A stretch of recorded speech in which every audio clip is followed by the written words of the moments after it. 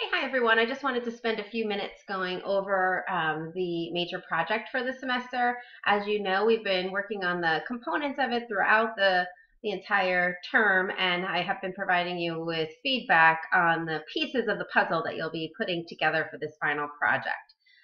So I do want to say that you'll be able to use most or all of the work that you've been doing throughout the semester for this project, but it's not really simply taking it and stapling it all together and voila, you have it packaged. They provided, I think good starting points, but you're going to probably need to supplement, especially in some areas, or repackage some of the information so that you have a nice comprehensive project here for your innovation. So let's take a look at the rubric and the components of the project and what I'm looking for, just to make sure we're all on the same page. We'll start here with the needs analysis. So if you'll recall, at the beginning of the semester, we spent a lot of time really focusing on what is the problem.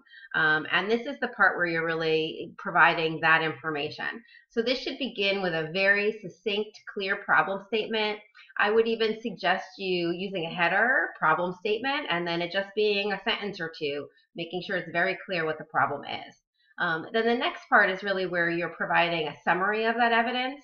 So you can see here that summary should be approximately 2 to 3 pages, but you're not restricted to doing a paper only. If you prefer to put this all into some kind of multimedia project, for instance, maybe you want to create a website or something using, one of those easy to use tools like Wix, you can feel free to do it that way if you prefer, as long as you have all the information and you approach it in a scholarly manner.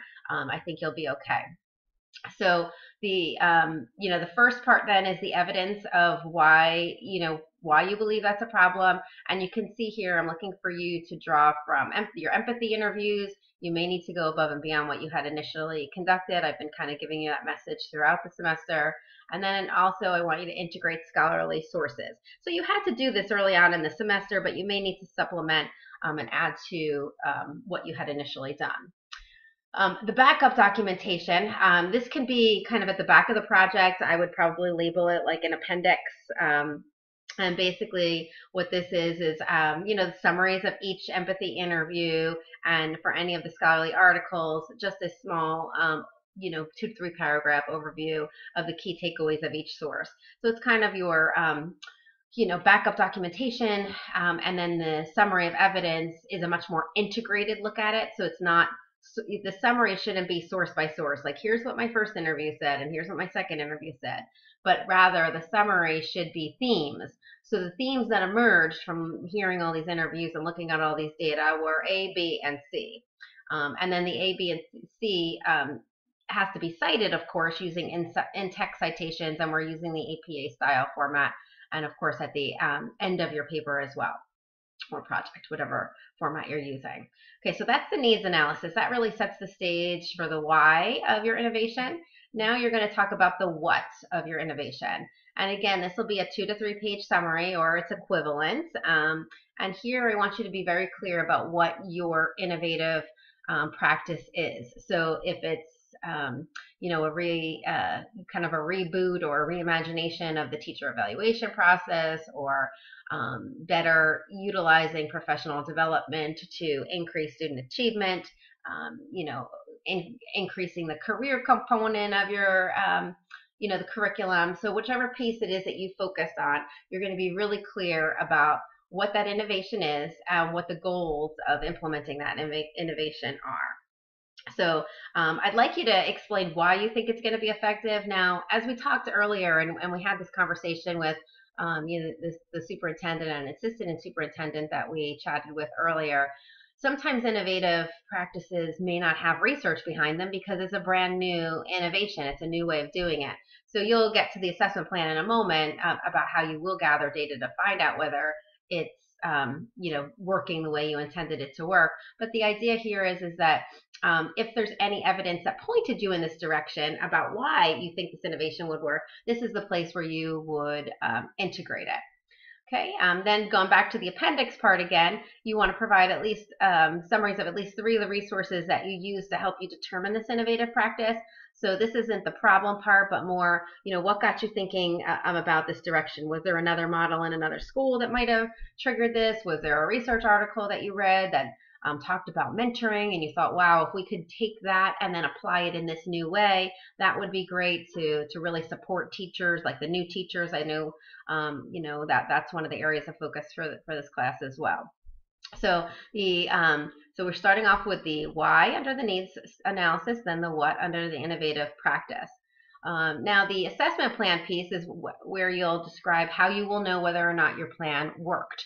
So you previously already identified some direct and indirect assessment tools and sample questions. Again, you probably can utilize most of what you had there, and if you want to supplement in any way based on the feedback that I provided you, this would be your opportunity to do so. So again, we're talking a couple pages or so outlining your plan of how you'll know, and what kinds of tools you'll use to find out.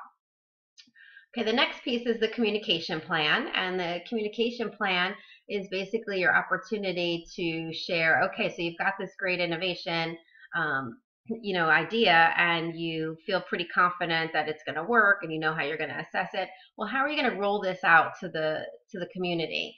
Who are you going to tell? When are you going to tell them? Why are you going to focus on this or that? And this is, again, the part that we've been doing, the modules on telling your story. So you've already created some documents. I think that can be really useful here, but you may want to tweak some of it. So for instance, those one-pagers that you created, those infographics, maybe you would create them slightly different for different audiences. Maybe the Board of Ed audience is going to have more information about the budget and the potential impact on student achievement by making these curriculum changes. So I would say you want to outline the plan in general and then also provide some sample communication documents. Those sample communication documents can go in the appendix also. I didn't write that here, appendix, but you can put those in the back as well, so that we're keeping the 2-3 page summary kind of throughout, and then supporting documents in the back. The next part is the leadership team.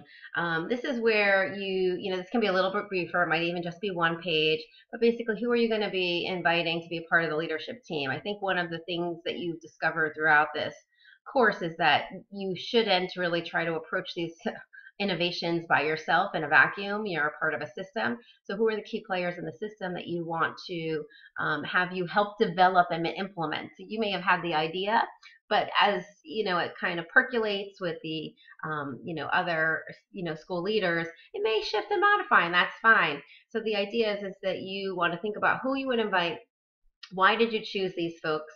If you try to roll it out only with maybe administrators, or are you going to include faculty? If so, how would you identify who this faculty would be, and what role would each of those members have? And then, I'm asking you again to include a sample agenda for the first meeting. So, that sample agenda can also be in the appendix as well. Last but not least is the execution plan.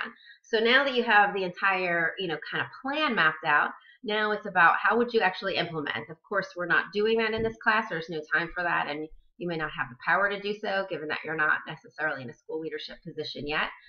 But what would it look like if you were ready to map this out and bring it to the Board of Ed and say, okay, we're going to actually do this now. Here is the proposed timeline.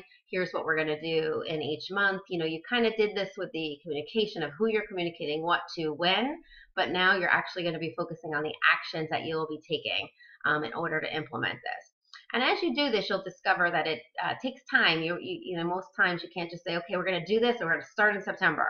Well, it may take a little bit more time to do some of the training or the prep work or the preparation for the training if you're focusing on a new type of PD.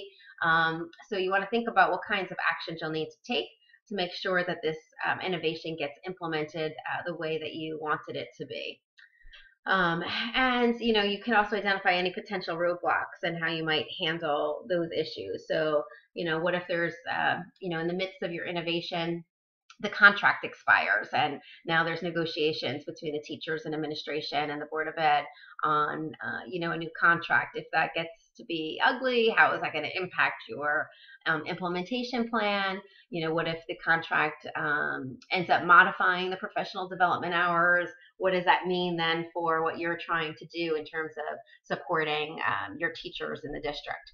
So you're going to, identify at least one or two roadblocks and how you potentially plan to handle those.